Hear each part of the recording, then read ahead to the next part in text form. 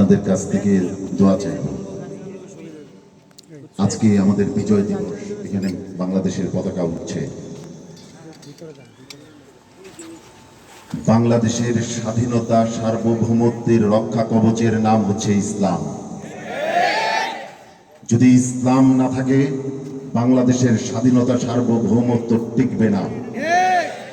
আমাদের সীমান্তের চতুর্পাশে ৩৩ কোটি প্রতিমা পূজারীরা অবস্থান করছে। তারাও বাংলায় কথা বলে, আমরাও বাংলায় কথা বলি। তারা যে খাবার খায় আমরাও সেই খাবার খাই। তাদের মাঝে আমাদের পার্থক্য, মূল পার্থক্যের নাম হচ্ছে ইসলাম। আর ইসলাম বাংলাদেশে থাকবে কি থাকবে না এই বিষয়টি নির্ধারিত হয় এখানে ইলমের মজলিস, ইলমের মাদ্রাসা আছে কি নাই। যদি মাদ্রাসা থাকে, যদি উলামায়ে কেরাম থাকে, তাদের মর্যাদা সমুন্নত থাকে, এই রাষ্ট্রের স্বাধীনতা সার্বভৌমত্ব টিকে থাকবে। অতএব আমাদের এখন সিদ্ধান্ত নেওয়ার সময়। নাস্তিকবাদী সংস্কৃতি আমাদের উপর চাপিয়ে দেওয়ার চক্রান্ত চলছে, আপনারা জানেন। হিন্দুত্ববাদী সংস্কৃতি আমাদের ঘরে ঘরে ঢুকিয়ে দেওয়ার চক্রান্ত চলছে, আপনারা জানেন। পাশ্চাত্য সংস্কৃতি আমাদের ঘরে ঘরে ঢুকিয়ে দেওয়ার চক্রান্ত চলছে, আপনারা জানেন।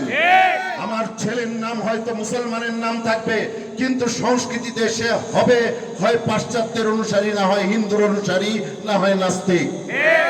এই অবস্থা কি মেনে নেওয়া যায়? অতএব এই সমস্ত মাদ্রাসাগুলো টিকিয়ে রাখার জন্য আমাদের ভূমিকা রাখতে হবে।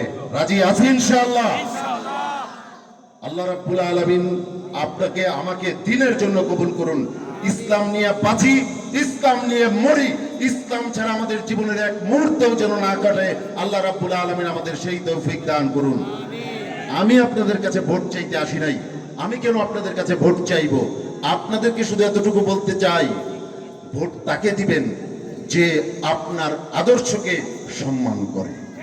আসসালামু আলাইকুম ওয়া রাহমাতুল্লাহি ওয়া বারাকাতুহু।